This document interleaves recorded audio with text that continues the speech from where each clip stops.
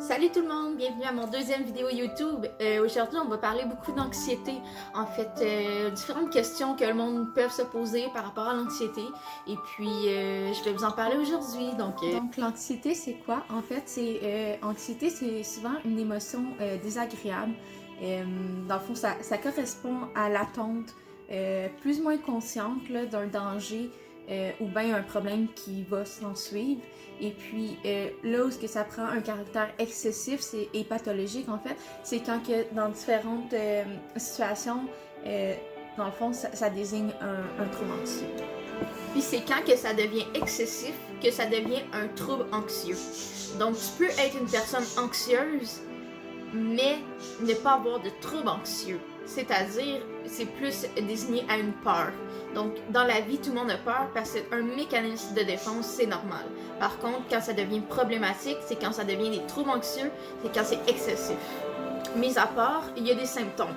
Donc, quels sont les symptômes? On a de la transpiration, on a des nausées. La plupart du temps, quand on va faire une crise de panique, on va souvent avoir des nausées, des mal de tête, des étourdissements, des douleurs aussi à la poitrine. Souvent, tu vas avoir comme un point.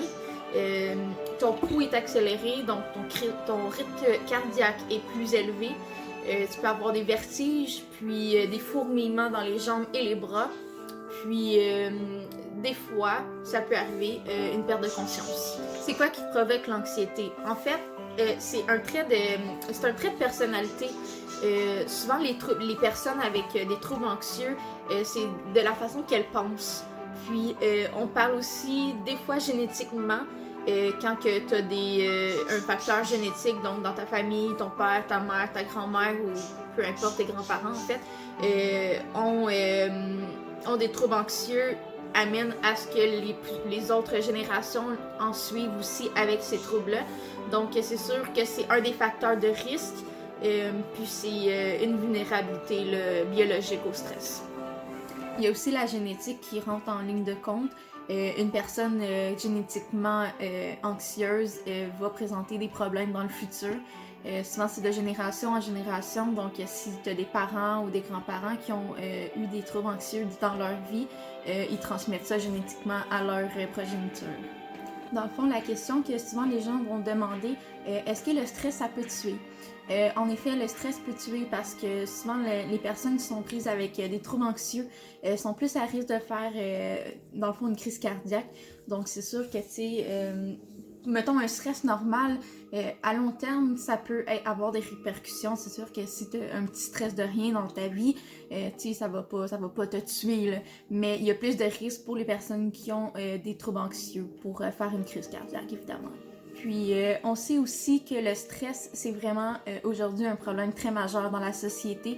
De plus en plus, les jeunes deviennent stressés dès le plus jeune âge.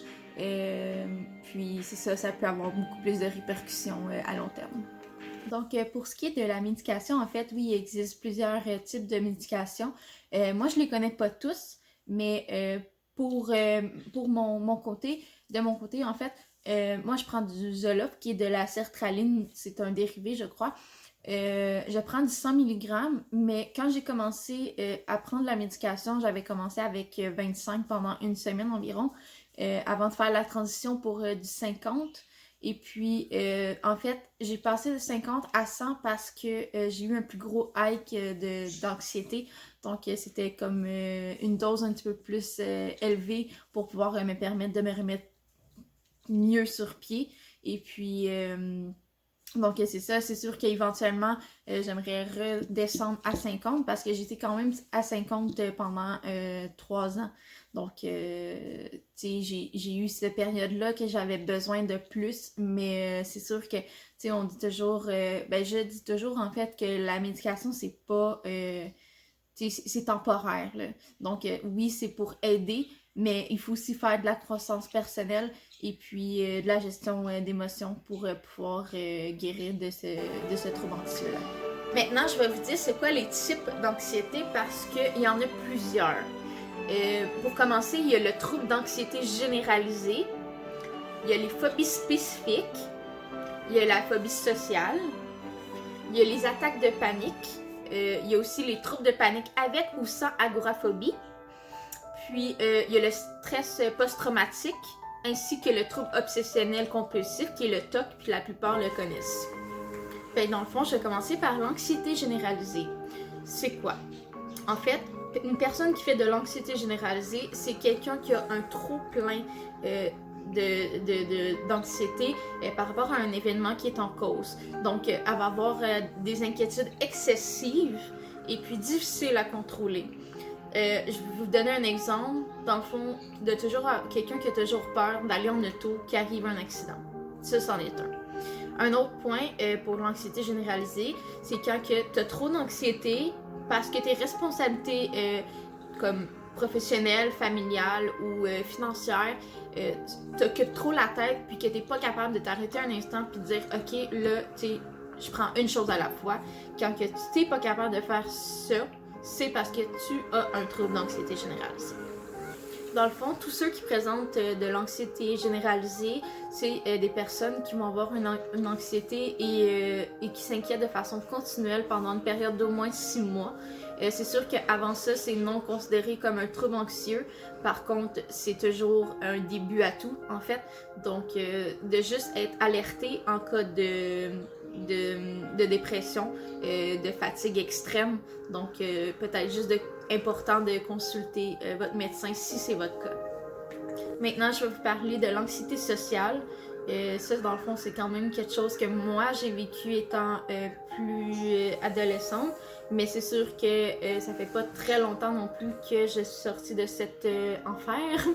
Donc, dans le fond, c'est quoi l'anxiété sociale?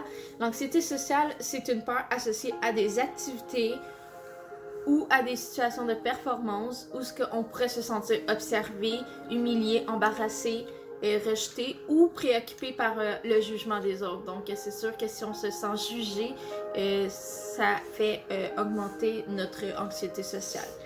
Donc, c'est sûr que des exemples d'anxiété sociale, c'est exemple parler en public ou dans une discussion de groupe, en classe ou peu importe.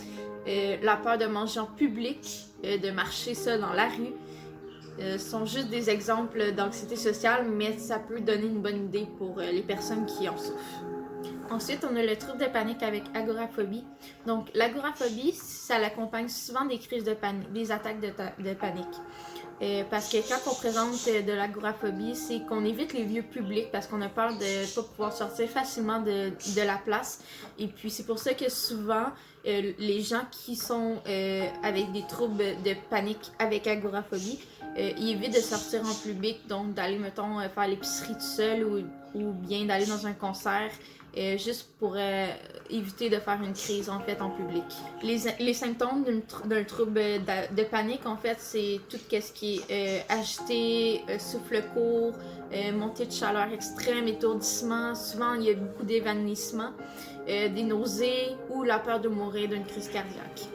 Pour ce qui est du stress post-traumatique, en fait, la plupart des gens connaissent déjà c'est quoi parce que souvent, on va en avoir vécu au moins une dans notre vie, que ce soit un accident ou peu importe.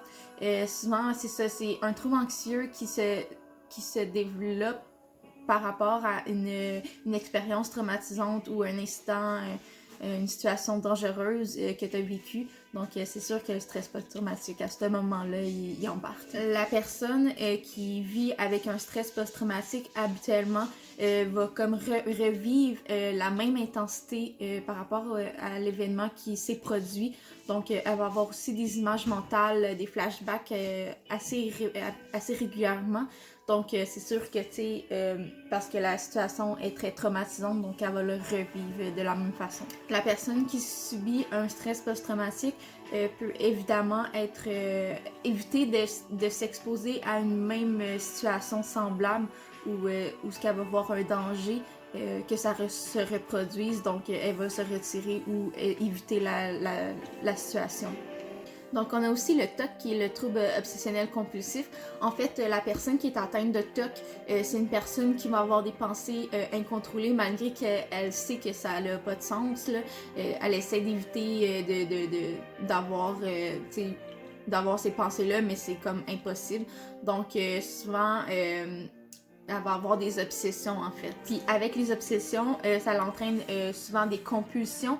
Donc dans le fond, elle va se sentir obligée de répéter souvent les mêmes mouvements ou les mêmes actions pour essayer de calmer son anxiété par rapport à ça. Pour vous donner un exemple, en fait, une personne prise avec un TOC va, exemple, vouloir tout le temps se laver les mains. Donc, elle va se laver les mains dans le même laps de temps pour essayer de se décontaminer de maladies ou de bactéries. Pour ce qui est du trouble d'anxiété spécifique, en fait, c'est dans le fond, c'est une peur persistante et excessive par rapport à quelque chose. Donc, exemple, prendre l'avion, avoir une injection, vomir, il y en a qui ont peur des hauteurs, il y en a qui ont peur des animaux comme des chiens, il y a aussi, il y en a qui ont peur du sang. Donc, c'est comme des petites peurs excessives, en fait. C'est sûr que si t'en as juste un, c'est pas problématique, là, mais si t'as plusieurs peurs comme ça, ben là, ça devient un trouble anxieux spécifique. Pour ce qui est de mon anxiété à moi, en fait, je vous dirais que j'ai pas mal tous ces types-là. C'est sûr qu'il y en a plusieurs qui sont plus apparentes que d'autres. Entre autres, là, ça a commencé durant mon début d'adolescence. Dans le fond, j'ai été agressée sexuellement et séquestrée à plusieurs reprises. Donc, c'est sûr que moi, le stress post-traumatique, ça a commencé début adolescence. Et puis, ça s'en est suivi avec un trouble d'anxiété sociale. Donc, tu sais, je me sentais... je savais pas faire la part entre le bien et le mal. Donc, c'est sûr que je recherchais constamment une proximité masculine. Donc, tu sais, je me cherchais vraiment beaucoup. Donc, c'est sûr que moi, ça avait commencé comme ça.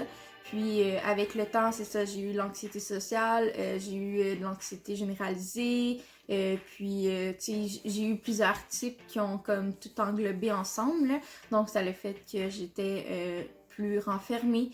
Tu sais, je parlais moins, je sortais moins, tu sais, puis j'ai fait une dépression aussi à ce moment-là, donc c'était pas évident de sortir de ça en fait. Puis à un moment donné, ben là c'est ça, je me suis décidée à comme d'en parler à mon médecin quand que j'ai fait le postpartum à ma fille après avoir accouché.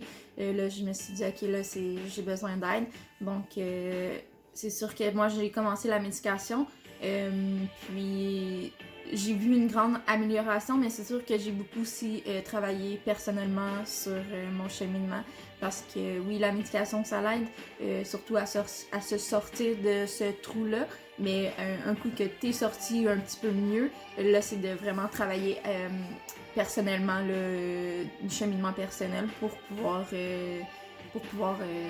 guérir l'anxiété. Donc pour terminer, je vous mets des ressources en bas. Puis si jamais vous avez besoin d'aide, réfléchissez-y.